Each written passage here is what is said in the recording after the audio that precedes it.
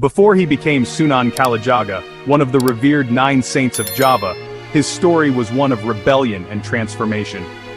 Raden Said was a privileged prince, born into royalty, yet deeply troubled by the stark suffering he witnessed amongst his people. He couldn't ignore the disparity between his opulent life and the struggles of the common folk. Witnessing injustice and widespread poverty firsthand ignited a fire within him. He saw the corruption that plagued the land and the desperation in the eyes of the villagers. Driven by a burning desire to right these wrongs, he rebelled, shedding his princely identity and becoming the bandit Brandal Lokajaya, a figure of defiance against the established order. He took to the shadows, stealing from the corrupt officials and wealthy elite, redistributing their ill-gotten gains to help the poor and downtrodden. His daring actions and selfless generosity quickly made him a hero to the villagers, a symbol of hope in their bleak existence. They saw him as a savior, a protector against the injustices they faced daily. But his acts of rebellion also painted him as a criminal in the eyes of the authorities, who saw him as a threat to their power and stability. Yet, his double life weighed heavily on his conscience, a constant reminder of the moral complexities of his actions. By day he maintained the facade of a prince, bound by duty and tradition, while by night he transformed into an outlaw, driven by his own sense of justice. He was torn between his compassion for the suffering and the inherent criminality of his methods, a constant battle raging within his soul. Raden Said's quest for justice was undoubtedly noble in its intent, fueled by a genuine desire to alleviate suffering and fight against corruption. But he knew deep down that fighting wrong with wrong, resorting to violence and theft, could never truly bring lasting peace or solve the underlying problems plaguing his land. This inner conflict, this constant struggle between his actions and his ideals, ultimately set him on a transformative path, leading him toward a life-changing encounter that would forever alter the course of his destiny. The remarkable journey from a rebellious bandit to a revered sage and spiritual leader was about to begin, a testament to the power of self-reflection and the pursuit of true justice. Raden Said's life changed when he tried to rob a mysterious old man, Sunan Bonang. Unfazed, Sunan Bonang performed a miracle, turning fruit to gold and back again, humbling Raden Said. Realizing the futility of his ways, Raden Said begged to become Sunan Bonang's student. Sunan Bonang saw his compassion but taught him, good intentions must be matched by righteous actions. Stealing, even for charity, remains a sin. True change comes from purifying the heart and guiding others. This lesson ended Raden Said's days as a bandit. It marked the start of his spiritual transformation.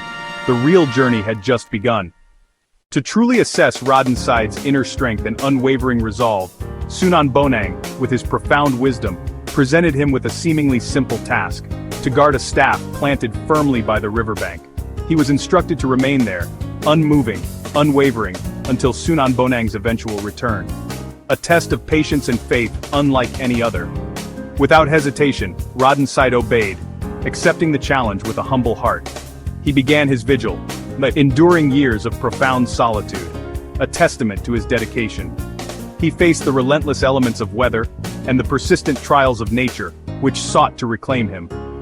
Through this arduous ordeal, he cultivated an unshakable patience, a virtue that would define his future.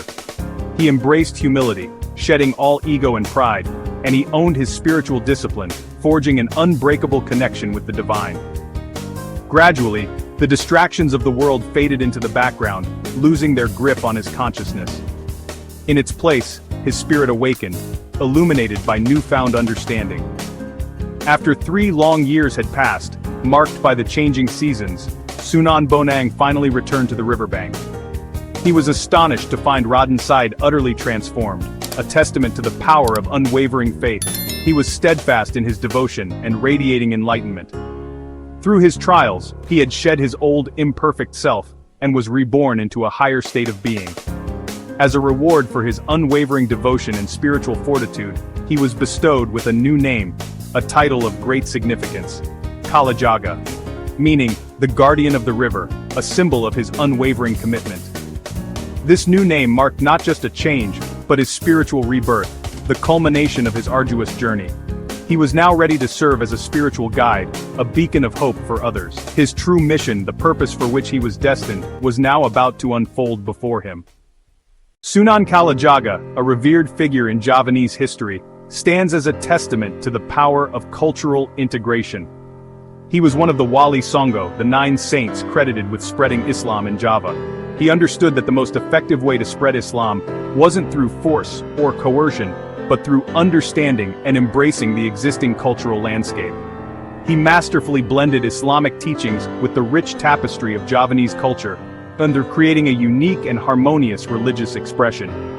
He embraced Wayang, the beloved shadow puppet theater, a cornerstone of Javanese artistic tradition, infusing its stories with Islamic values and moral lessons, making them relatable and engaging for the local population.